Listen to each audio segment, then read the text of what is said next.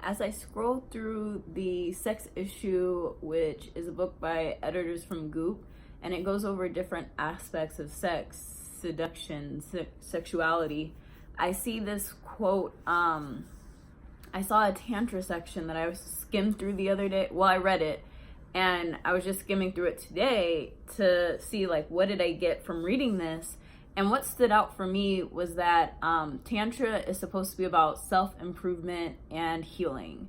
That the intention of it wasn't just around sex and how we might perceive it to be, as there's like urban Tantra and all of these different spaces where it becomes a sexuality practice, and exploring sexual sovereignty is how I've seen it portrayed. It fascinates me because I heard in the BDSM space that it's not actually about the scene. It's not about the kink or the fetishes. It's about learning your boundaries and what works for you and what doesn't work for you. And that is I believe that's a very empowering stance around sex. And it's important for all of us to learn to adopt that our sexual encounters, our relationships, everything that we do in life is an opportunity to improve, develop, and enhance ourselves in our lives. It's always an opportunity for growth and showing up as the most powerful version of ourselves. This is important because there are so many places where we give our power away and we feel like we are enslaved to other people and their desires and whims, feeling as though we are a vessel of transformation and a vessel of blessings for others, and we're waiting on God to uplift us and take care of us. And not that that's bad, because it's great to trust in divine guidance to honor our steps and bless our moves. But if I'm not making moves for myself and I'm being stingy with what I need, then what is there for the divine to add on to and enhance and grow and develop? There is nothing there. And so, like, even if the divine is constantly giving and giving, if I'm like, oh, I can't receive that, and I block my blessings, that's a me problem and not a divine problem. Because as far as I've learned, God is always seeking us. God is always chasing after us and wanting us. God is like a creepy stalker lover, but with better intentions, pure love, and always ready to amplify what we're up to in the world. And so many times we're the ones with our heads stuck up our butts and unable to see that, oh, that was a blessing, that was an opportunity, and I denied it because it didn't look the way I wanted. It didn't feel the way I wanted. I'm stingy with myself, so how can I allow someone else to be generous with me? And other unhealthy ways of operating that we may have within our world and our relationships. I'm Latia, a sex and confidence and just coach extraordinaire. I love listening to people and amplifying their desires, visualizing just how do we live a powerful, empowered life at choice, and owning that we are responsible for everything that happens, good, bad, or ugly. And that may seem like a troubling thing to wrap our heads around, but the more responsibility you can take for where you are and where you've been and where you're going, the more power that you have in shifting the narrative and owning ways of being the powerful person that you are and always have been.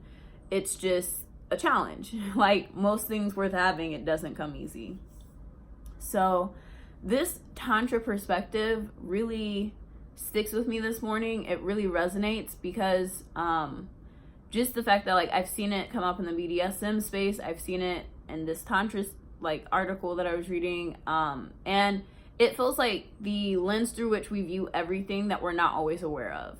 So someone on Facebook was sharing that they do edification as part of their practices, and I was like, could you define edification? Because someone I was talking to is a coach, and she mentioned edification, and I looked it up on Google, and I was like, that sounds weird. Like, what in the world are you trying to do? I can't remember the exact definition off the top of my head, but it just sounded weird. Like, if I were you, I wouldn't offer that as something that I was do. And also, I believe I've heard edifying as having dolls or images of people that you do weird things to. So almost like voodoo dogs, but not necessarily in that sense. So to see someone, comment on a post and mention edifying people in relation to a goal that I have, I was like, please define this, because like, I'm not clear on what you mean. And like, that word stands out as something with a negative connotation. And so this person explains it, and they're like, to edify something is to teach someone to improve their thinking or mental processes. And they added on that it's about their relationship with themselves. And so I was like, okay, like that's a way better definition than what I had in mind. So I'm glad for the clarification. And also, for me, it's like everything that, if we're seeking to improve our lives, we have to improve our thought process, the way we see ourselves and the way we see those around us.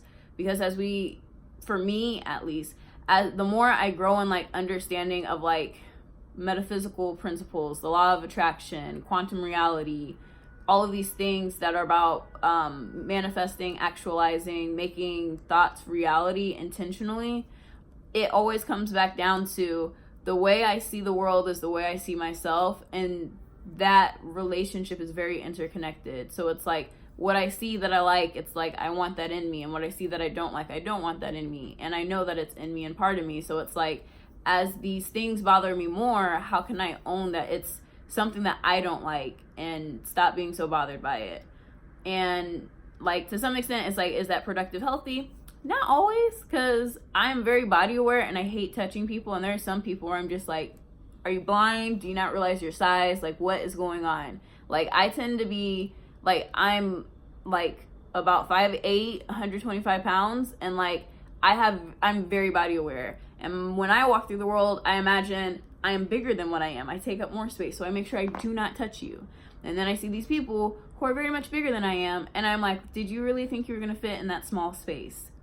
What is your problem? I don't understand. Like, there are people who have no awareness of their bodies, and you know, the like quick reactive part of me is like, clearly you're silly and just don't understand the way bodies work. And then another part of me is like, well, there are a lot of people who have body worth issues and don't value their bodies and the way they take up space and walk in the world. So if you're a little bit unconscious, I guess it makes sense. And so it's not a matter of me getting as frustrated as I do, even though like I do. I live in New York City, and goodness, it is frustrating when people bump into me. It's just like, I know you saw me. We like low-key made eye contact, like move. Like, you're in my way. Like, please, like stop.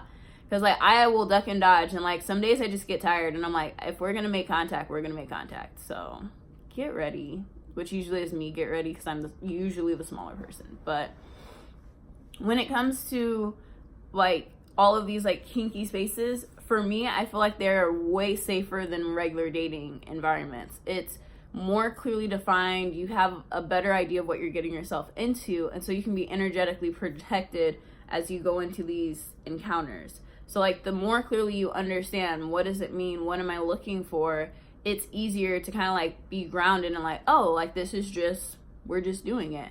And so for me, it's like fascinating to see my journey, as like a few months ago, I like definitely had engagements and I'm like, yep, I'm like emotionally attached and I'm having fun and it's okay. And then it's like, see this person feeling a little jealous, it's okay. And then like to have an encounter with someone where like we like legit took a moment and like answered the questions of like, I already knew the person's relationship status because I'd asked in advance. And then it's like, what are the boundaries? What are the desires? What is the sexual health history? And what does this mean?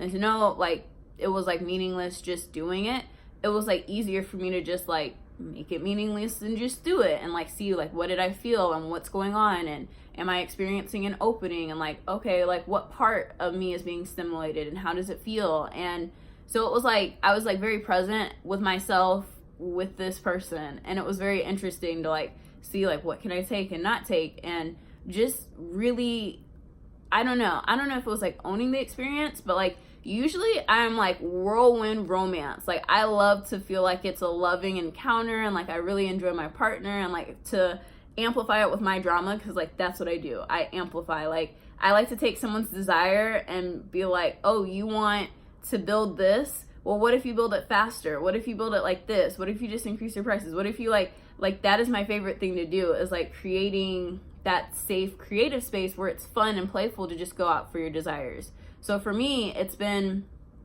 I want to pay off my debt. I want to pay for this coaching program I applied for. I want to pay 9 months, like pay off my rent through the end of my lease in advance. I want to have free money, like $25,000 of just extra money for bills and fun, and keep my day job and still like do things. And so it's like, so $100,000 would like get a lot of those things. It's like the debt would be paid in full, this program I'm doing would be paid in full, my rent could be paid in full, my just desire to have like $25,000 just for whatever I want would also be met. So in order to do that, it's like, okay, I do not have the faith at that level. Money is one of my blocked areas. And so how can I honor and acknowledge where I am and create space to welcome this new desire that I have? And it's not new, it's like old. Like I always want money because it feels like money provides like security and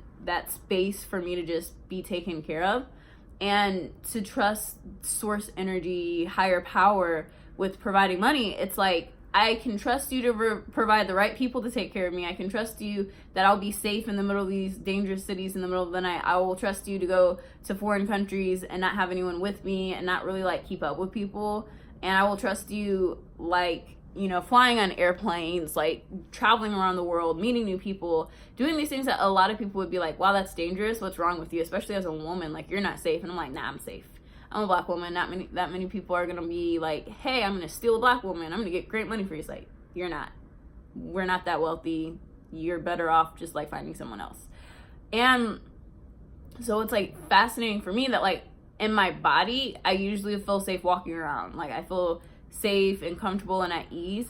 It's at work and with money. Those are the two areas that are challenging for me. And a lot of me has like over the past few years recognized it's not because I am not capable, it's because I have experiences that keep me from feeling safe and trusting that I'm gonna be okay. And I haven't found a way to be in my power as a spiritual, sensual woman and at work and with money in ways that feel good. So I do know that I have the ability to manage money, I can direct money, I can, you know, like I know how to do tracking and budgeting, and I understand it. I do a lot of research on finances, and it's fun for me sometimes. Like it'll be fun until it's not fun. It's like, okay, we have to take a break. But I love planning, like how will I pay off my debt? How can I, you know, get my finances in order? How can I come and get what I want and do like dream budgeting? So I'll budget for like, I'll look at the thing that I want, see how much it costs, and be like, oh, this set at this pole studio actually costs $40. So why not get it today? If I'm having faith that I'm going to receive an abundance of money, then let's behave as though we're going to receive it. And, you know, logical mind's like, wow, that's very irresponsible. And then my other mind is like, and that's why I took money out of my savings so I could have a little buffer as I like figure out my next move and just have faith. So everything that we do is for ourselves. It's for our growth, our development, our surrendering, our expansion, our contraction before our expansion. We're always going through these cycles. And I have had these like different experiences with images where it's almost like one of them is like what we do is like we speak our new self, and that self like is growing up, and then once it's big enough then it eats our old self and then like creates a new self. And then another one that I have is where it's like you like speak things, and then it's like you end up like impregnated with your words and desires, and then you like birth it. And then what you birth like gets big, and then it eats you, and then it speaks things and like creates more. It's like, I don't know how it is as like a way that makes sense to normal people, but for me, it's like what happens is we're always creating ourselves, enjoying and savoring like what we have to offer, and then creating a new self. It's like this cyclical nature of like I am what I created, I become it's like I speak with my word, I become what I was speaking with my word, and then I create a new word, and then I become that. And then like we're always just like casting these goals and intentions, and then when we deliver on it, it's like growth and expansion. And it can be challenging because there are those times in growth where it feels like the world is coming to an end, I'm not ready for this, like nope, I'm not giving birth, I'm not being born, we're stuck, we're at a standstill, like I don't know what you think is gonna happen, but no, I ain't here for it.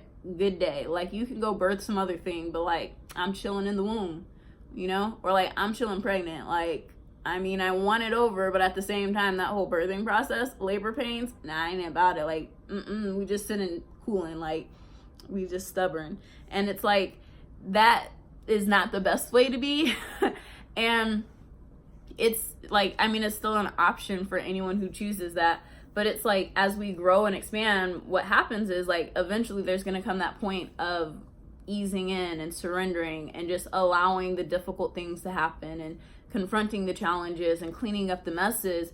Because it's like, if life were perfect and we got everything that we asked for the first time around, it'd get boring. It'd be so boring. It'd be great and cool, and it would be like, oh, this is boring. Like, I already know what's gonna happen.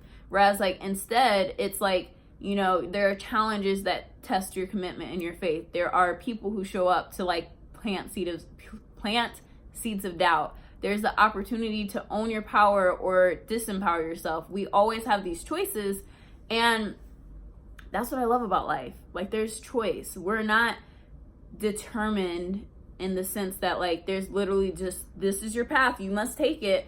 It's like, yeah, like, there's a path for you to take, and it could be the easiest path ever. And I've had my intuition be like, girl, don't do this. And I'm like, I'm gonna do it. I hear you say stop, and I have to know. I just want to know, how bad does it get? Because, like, if it's like a little bad, then, like, it ain't that bad. But, like, now I'm, like, getting to a point where it's like, oh no, I might listen to my intuition, like take it into consideration, like follow it more. Like, I'm slowly aligning with it, and I know that I like being disobedient and rebellious. It just is so much fun. I just can't help myself. It's like, if we were made to be perfect and listen to everything that we were told, we'd be like robots, and we're not. So we have emotions and defiance and will and all of this, and it's like, whatever created us, which I believe is an energy, I believe God, Jesus, like, I'm Christian in my upbringing, questioning Christian, but, like, it makes the most sense for now, at least as a framework. I don't know if I believe it in the way where people are like, these are the people and this is how it is and you're supposed to play to Jesus. Like, yes, and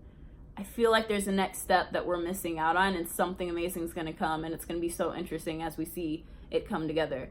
But when it comes down to, like, all the things that we do in our lives, it's like, you can use it to build yourself up or to tear yourself down to get what you want, or convince yourself you're never going to get what you want. So it's like, would you rather be a victim and at the mercy of everything that shows up around you, or would you rather be victorious and able to take whatever comes at you and make the most of it? And I feel like we're getting to a day and age where we have, like, so much instant gratification, so much connectedness, that we're distracted from the truth of, you have the ability to change what you're seeing. Like, you don't have to be on social media all day if it makes you feel bad about yourself. You don't have to keep watching these celebrities and trying to get what they're after. There's nothing that requires you to invest that much time and energy into things that aren't bettering you.